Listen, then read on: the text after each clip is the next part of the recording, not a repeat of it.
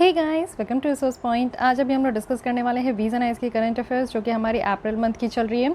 तो first topic हमारी यहाँ पे आ चुकी है, फर्स्ट लेसन पब्लिश हो चुकी है। अगर आप लोग नहीं देखे हो तो यहाँ पे आई बटन पे क्लिक करके ज़रूर देख लीजिए, जिसमें हमने 2 आर्टिकल बहुत अच्छे से डिस्कस किया है। फर्स्ट वन की बेसिक स्ट्रक्चर के बारे में हमने देखा, उसके बाद क्योंकि 50 ईयर्स कंप्लीट हो चुकी है बेसिक स्ट्रक्चर डॉक्ट्रिन की, एंड यहाँ पे आप देखो कि डेमोक्रेटिक डिसेंट्रलाइजेशन, इट मीन्स कि यहाँ पे हम लोग 30 ईयर्स कंप्लीट हो चुकी है 73rd कॉन्स्टिट्यूशनल अमेंडमेंट की और 74th कॉन्स्टिट्यूशनल अमेंडमेंट की। तो इसलिए इस टॉपिक को हमने डिस्कस किया। आज स्टार्ट करेंगे कोऑपरेटिव फेडरलिज्म के साथ और इंटर स्टेट बॉर्डर डिस्प्यूट के साथ। तो चलिए देख लेते हैं दोनों आर्टिकल, कोशिश करूँगी कि मैं यहाँ पे कंप्लीट करवा दूँ। तो कोऑपरेटिव फेडरलिज्म में अगर हम लोग देखें तो न्यूज़ में इसलिए है क्योंकि हमारे प्राइम मिनिस्टर के द्वारा रिसेंटली अंडरलाइन किया गया कि कोऑपरेटिव फेडरलिज्म की इम्पॉर्टेंस क्या है हमारे भारत में। फाइन। तो कोऑपरेटिव फेडरलिज्म, जैसे कि नाम से ही आपको पता चल रहा है कि कोऑपरेट करना, और फेडरलिज्म कहने का मतलब है कि पावर, डिवीज़न ऑफ पावर, जो कि हमारे सेंट्रल गवर्नमेंट और स्टेट गवर्नमेंट के बीच में डिवाइड किया गया है। दोनों को अपनी अपनी पावर बताई गई है, अपने अपने फंक्शन से दोनों की काम करने का अपना अपना तरीका है कि नहीं। तो कोऑपरेटिव फेडरलिज्म इट मीन्स कि सेंट्रल गवर्नमेंट और जितने भी स्टेट गवर्नमेंट्स है सब कोई मिलके आपस में कोऑपरेट करके एक दूसरे को यहाँ पे काम करे। ओके, साथ ही साथ आप देखो यहाँ पे कहा गया कि जो नेशनल और स्टेट एजेंसीज़ है वो यहाँ पे गवर्नमेंट फंक्शंस को ज्वाइंटली ले, ना कि एक्सक्लूसिवली। ऐसा नहीं कि सेंट्रल गवर्नमेंट ही ऊपर है और स्टेट गवर्नमेंट नीचे है, या फिर कोई राज्य अपने आप को ऊपर ना समझे, किसी और राज्य को नीचे ना समझे। सब कोई एक समान है और एक दूसरे की सहायता करके, कोऑपरेट करके यहाँ पे काम करने की ज़रूरत है। ओके, इंडियन कॉन्स्टिट्यूशन में आप देखोगे तो इंश्योर किया गया है कॉपरेशंस जो कि सेंटर और स्टेट के बीच में। वहीं अगर हम लोग नीति आयोग की बात करें, ये जो टर्म आया है ना कोऑपरेटिव फेडरलिज्म, ये कहाँ से निकल कर आया है? जब 2015 में पहले प्लानिंग कमीशन चलता था, पंचवर्षीय योजना, जो कि आपको पता है यूपीएससी की प्रिपरेशन को भी वही कहते हैं, पंचवर्षीय योजना। बट प्लानिंग कमीशन को हटाकर इसके जगह नीति आयोग लाया गया। इट मीन्स कि इसको थिंक टैंक कहते हैं। ये एक ऐसा आयोग है जो कि सोचता है हर एक टॉपिक के बारे में, फाइन, और यहाँ पे डिसीज़न दिया जाता है। तो नीति आयोग एक ऐसा प्लेटफॉर्म में काम करता है जिससे कि हमारे देश में जो कोऑपरेटिव फेडरलिज्म की फंडे है उसको ये प्रमोट करता है। इट मीन्स कि नीति आयोग के द्वारा जो भी डिसीज़न दिया जाता है उससे यही कोशिश की जाती है कि सेंट्रल गवर्नमेंट और स्टेट गवर्नमेंट के बीच में जो है एक अच्छा रिलेशन हो। ओके, और साथ ही साथ आप देखो कि कुछ की रोल भी है नीति आयोग का, जैसे कि इनके द्वारा कोलैबोरेटिव पॉलिसी मेकिंग की जाती है। जो भी पॉलिसी लाई जाती है नीति आयोग के द्वारा वो कोलैबोरेट करके एक दूसरे से, साथ ही सेंटर स्टेट डायलॉग के साथ इंसेंटिवाइज किया जाता है कुछ स्टेट को, कि जो भी पिछड़े स्टेट है या फिर कुछ ऐसी स्कीम्स है जहाँ पे कुछ स्टेट जो है वो पीछे रह गए हैं, आगे नहीं निकल पाए, तो वैसे स्टेट्स को इंसेंटिवाइज किया जाएगा। उनको अधिकतर जो है, अगर वो अच्छा काम कर रहे हैं तो उनके लिए उनको प्रोत्साहन दिया जाएगा। तो इस तरीके से यहाँ पे काम करना, साथ ही टाइम टू टाइम मॉनिटर करना और इवैल्यूएशन भी करना। आज के डेट में तो आप देख रहे हो कि नीति आयोग के द्वारा जो है हर एक क्षेत्र में, हर एक सेक्टर में उनके द्वारा रिपोर्ट पब्लिश की जा रही है, इंडेक्स लाया जा रहा है, रिपोर्ट पब्लिश किया जा रहा है, और सारे स्टेट्स की जो है परफॉर्मेंस उनको जो है बताई जा रही है। तो इसलिए टाइम टू टाइम यहाँ पे मॉनिटर भी किया जा रहा है और इवैल्यूएट भी किया जा रहा है। फाइन। अब थोड़ी सी हम लोग डिफरेंट एंगल देख लेते हैं कि कॉन्स्टिट्यूशनल प्रोविज़न, अगर हम लोग कोऑपरेटिव फेडरलिज्म में कह रहे हैं तो क्या ऐसा शब्द नीति आयोग ने लाया था या फिर इससे पहले भी कहीं था? तो इससे पहले आप देखोगे कि हमारे आउट ऑफ 12th शेड्यूल से 7th शेड्यूल ऐसा है जो कि पहले ही बता दिया है कि सेंट्रल गवर्नमेंट, स्टेट गवर्नमेंट के पास कौन कौन से ऐसे सब्जेक्ट हैं जिसमें कि वो कानून बना सकते हैं। साथ ही कुछ ऐसे भी सब्जेक्ट है जिसमें कि सेंटर और स्टेट दोनों मिलकर कानून बना सकते हैं, जिनको हम लोग कंकरेंट लिस्ट कहते हैं। ऑल इंडिया सर्विस भी यहाँ पे एक रूल है जिसके तहत आप देखते हो कि यूपीएससी की एग्ज़ाम वगैरह होती है, इसको भी डिफाइन किया गया है बाकायदा आर्टिकल 312 में। इंटीग्रेटेड जुडिशियल सिस्टम भी है जो कि इन्फोर्स किया जाएगा दोनों स्टेट्स और सेंट्रल लॉज में। इंटर स्टेट काउंसिल है जो कि आर्टिकल 263 के तहत आप देखोगे, जिसमें कि जो कॉमन इंटरेस्ट होता है सेंटर और स्टेट के बीच में, उन सारे सब्जेक्ट्स को लेकर डिस्कस किया जाता है, और उसके बाद आप देखो कि इन्वेस्टिगेट वगैरह भी किया जाता है। फुल फेथ और क्रेडिट क्लॉज है जो कि यहाँ पे आर्टिकल 261 के तहत है, जिसमें कि फुल फेथ और क्रेडिट जो है वो भी यहाँ पे through out the territory of India दिया गया है। साथ ही जोनल काउंसिल है जो कि इस्टेब्लिश किया गया है स्टैट्यूटरी बॉडीज़ के तहत, वो भी यहाँ पे आप देखोगे कि एक स्टेट रीऑर्गेनाइजेशन एक्ट 1956 था, उसके तहत लाया गया।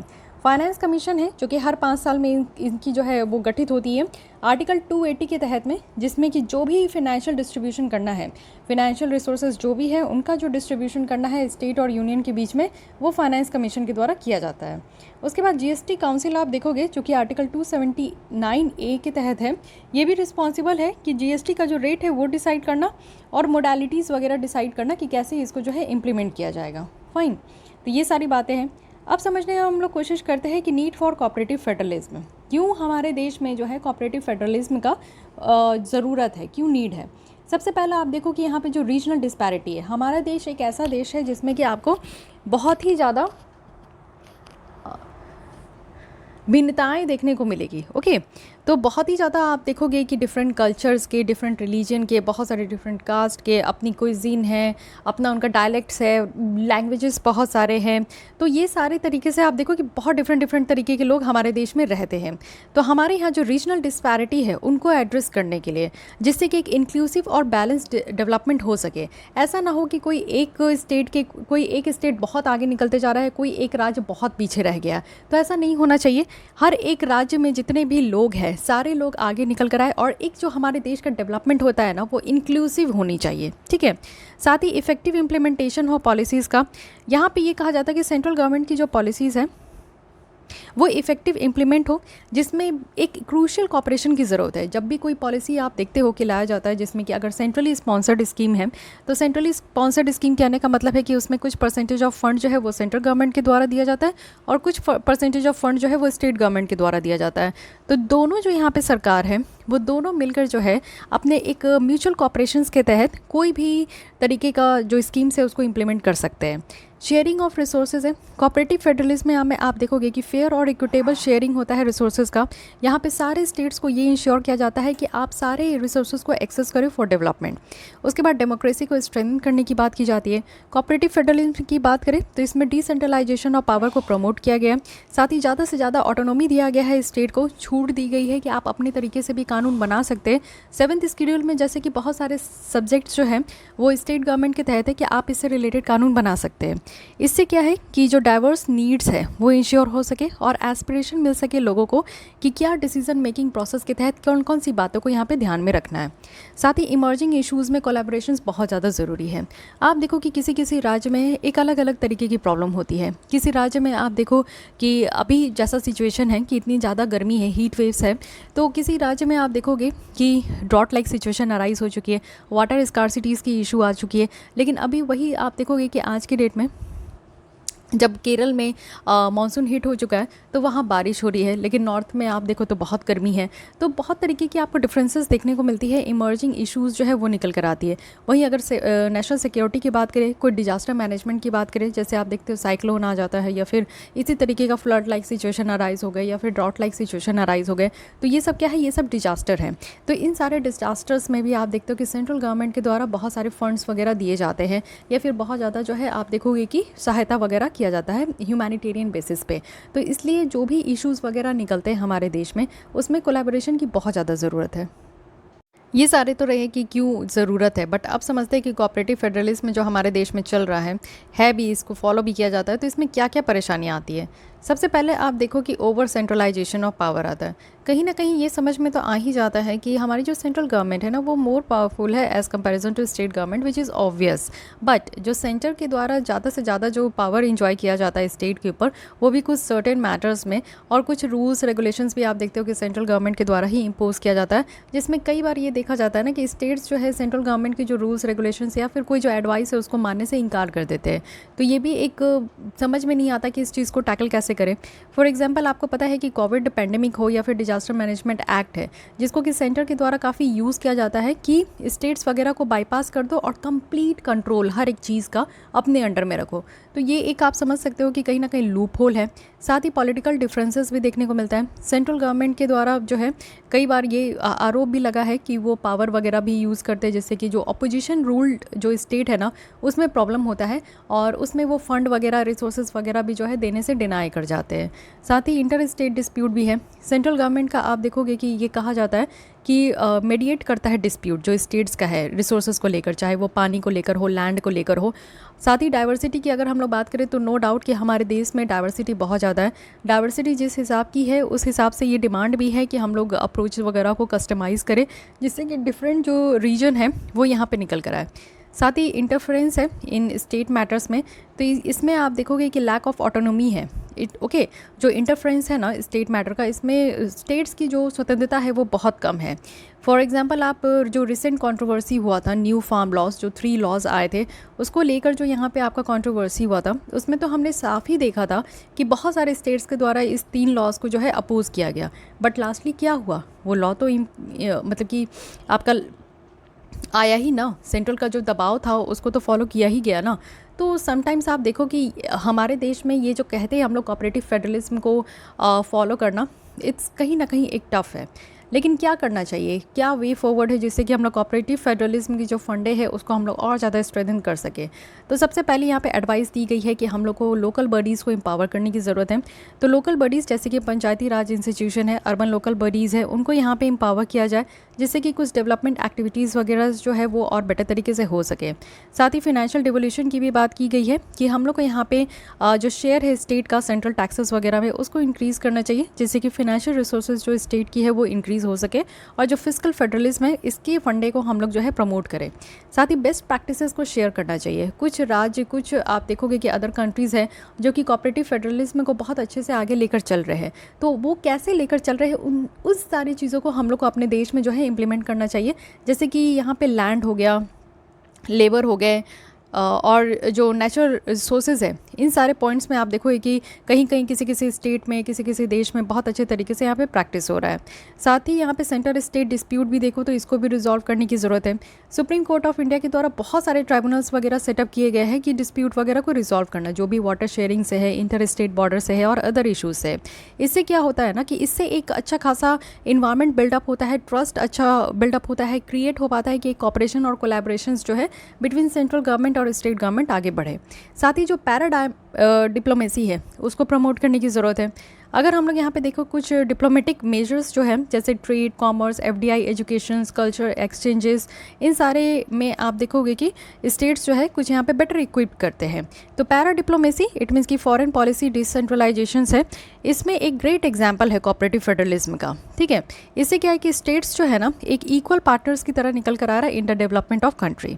इंडिया की प्रेसिडेंसी अगर हम लोग देखें G20 का और जो मीटिंग है डिफरेंट सिटीज़ में, इससे फर्दर हमारी जो कोऑपरेटिव फेडरलिज्म की जो फंडे हैं ना वो यहाँ पे बूस्ट हो पाया है। ओके, इसी के साथ डिसीजन मेकिंग इंक्लूसिव अगर देखें तो इसमें इंश्योर करना है कि इंक्लूसिव डिसीजन मेकिंग प्रोसेस होना चाहिए, जिसमें कि सारे स्टेक होल्डर्स हो, जिसमें कि आपके सिविल सोसाइटी ऑर्गेनाइजेशंस भी हो, जिससे कि हम लोग यहाँ पे ग्रेटर अकाउंटेबिलिटी को प्रमोट कर सके और गवर्नेंस में ट्रांसपेरेंसी ला सके। ठीक है, तो ये सारी यहाँ पे बातें की जा रही है, जिससे कि हम लोग यहाँ पे एक वे फॉरवर्ड है, हमारे लिए सलाह है कि हम लोग कैसे अपने देश में कोऑपरेटिव फेडरलिज्म को और ज़्यादा स्ट्रेंथन कर सकते हैं। लेकिन इसके अलावा भी हमारे देश में कई स्टेप्स लिए गए हैं जिससे कि हम लोग कोऑपरेटिव फेडरलिज्म के फंडे को और ज़्यादा फॉस्टर कर सकें। तो क्या किया गया है, सबसे पहले आप देखो कि जो फाइनेंस कमीशन है, 14 फाइनेंस कमीशन है, उनके द्वारा जो शेयरिंग है, फाइनेंशियल डिस्ट्रीब्यूशन जो किया गया है रिसोर्सेज का, उसको इंक्रीज़ किया गया है। 13 फाइनेंस कमीशन तक जो है 32% ये डिवोल्यूशन किया जाता था फंड का, इसको बढ़ा के 42% कर दिया गया है 14th फाइनेंस कमीशन के द्वारा। कुछ स्टेट्स में आप देखोगे कि फ्रीडम भी उनको दिया गया है कि आप अपना एक्सपेंडिचर, खर्चे कैसे करनी है, क्या आपका प्रायोरिटी बेसिस होगा, उसको आप प्लान कर लो। साथ ही सेंट्रली स्पॉन्सर्ड स्कीम की रीस्ट्रक्चरिंग करना, साथ ही financial sectors bail out programme, जैसे कि उज्ज्वल डिस्कॉम इंश्योरेंस है, उदय स्कीम है, इसमें आप लोग देखते हो कि स्टेट गवर्नमेंट हाथ खड़ा कर दिए है। अब सेंट्रल गवर्नमेंट को ही यहाँ पे जो भी कर्ज वगैरह है, डेट बहुत ज़्यादा है, क्योंकि हमारी डिस्कॉम कंपनीज बहुत ज़्यादा घाटे में चल रही है, तो सेंट्रल गवर्नमेंट को ही ये एकदम से बोल दिया गया है कि अब भैया आप ही संभालो। साथ ही state wise ease of doing ranking भी यहाँ पे दी गई है। गुड्स एंड सर्विसेज टैक्स की बात करें, GST, इसको भी आप देख सकते हो, जो कि ये भी हमारा दिखा रहा है कि कोऑपरेटिव फेडरलिज्म ही है, GST, one tax one nation. साथ ही बहुत सारे स्टेप्स जो है नीति आयोग के द्वारा अकेले लिया गया है। सबसे पहले आप देखो कि यहाँ पे प्राइम मिनिस्टर और कैबिनेट मिनिस्टर और सारे जो चीफ मिनिस्टर्स हैं उनके बीच में मीटिंग की गई, सब ग्रुप्स है चीफ मिनिस्टर्स का। साथ ही जो बेस्ट प्रैक्टिसेस है स्टेट्स के अमंग, उसको यहाँ पे शेयर भी किया जाता है। कुछ पॉलिसी सपोर्ट भी दी जाती है, कैपेसिटी डेवलपमेंट भी किया जाता है, और एस्पिरेशन जो डिस्ट्रिक्ट प्रोग्राम है, जो अति पिछड़ा डिस्ट्रिक्ट है ना, उसको भी लॉन्च किया गया, जिससे कि जो बैकवर्ड डिस्ट्रिक्ट सब जो है उसमें कुछ अच्छे तरीके से डेवलपमेंट हो सके और इक्वालिटी निकल कर आ सके। ओके, साथ ही यहाँ पे मॉडल लॉज जो है लैंड लीजिंग को लेकर और एग्रीकल्चर मार्केट रिफॉर्म्स को लेकर उसको भी फ्रेम किया गया। एंड अगेन यहाँ पे एरिया स्पेसिफिक इंटरवेंशंस है नॉर्थ ईस्ट के लिए और हिमालय स्टेट्स के लिए।